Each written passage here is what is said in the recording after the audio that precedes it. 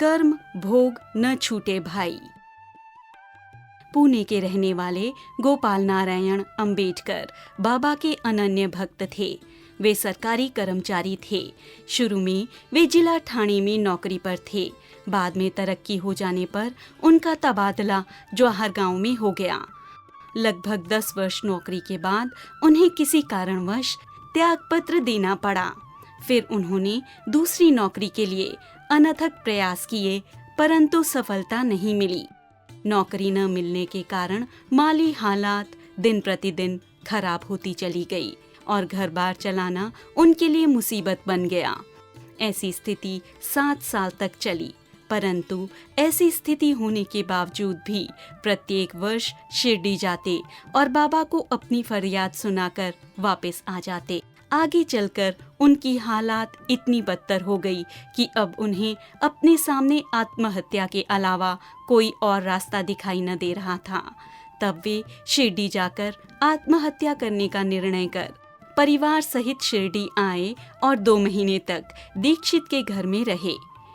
एक रात के समय दीक्षित बाड़े के सामने बैलगाड़ी पर बैठे बैठे उन्होंने कुएं में कूदकर आत्महत्या करने का विचार किया, लेकिन बाबा ने उन्हें आत्महत्या करने से रोकने का निश्चय कर लिया था।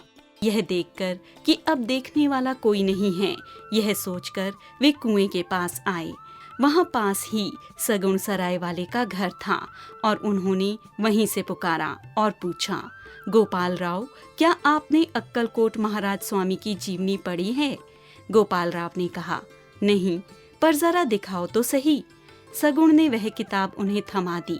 किताब के पन्ने उलटते पलटते ही एक ऐसी जगह पर रुके और वहां से पढ़ने लगे।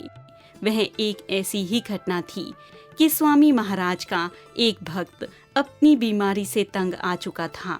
बीमारी से मुक्ति पाने के लिए उसने स्वामी जी की जी जान से सेवा भी की, पर कोई फायदा न होता देख उसने आत्महत्या करने की सोची।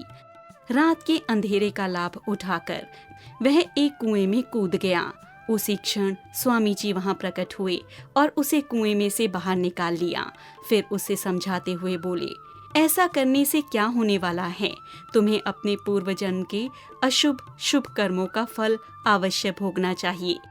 यदि इन भोगों को नहीं भोगोगे तो फिर से निकृष्ट योनि में जन्म लेना पड़ेगा और कर्म भोग तुम्हें ही भोगने होंगे। इसलिए जो भी अपना कर्म फल है उसे यहीं इसी जन्म में भोगकर तुम सदैव के लिए मुक्त हो जाओ।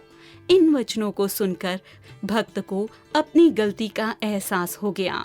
फिर उसने विचार किया कि जब स्वामी जी जैसे मेरे रखवाले हों तो मैं कर्म फल से क्यों डरूं। यह कहानी पढ़कर गोपाल राव के विचार भी बदल गए और उन्होंने आत्महत्या करने का विचार त्याग दिया।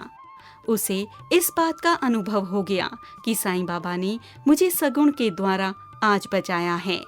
यदि सगुण न बुलाता तो आज मैं गलत रास्ते पर चल दिया होता और मेरा परिवार अनाथ हो जाता। फिर उसने मन ही मन बाबा की चरण वंदना की और लौट आया। बाबा के आशीर्वाद से उसका भाग्य चमक गया। आगे चलकर उसे बाबा की कृपा से ज्योतिष विद्या की प्राप्ति हुई और उस विद्या के बल पर उसने धनोपार्जन करके अपना कर्ज उतार दिया और शेष जीवन सुख शांति से बिताया।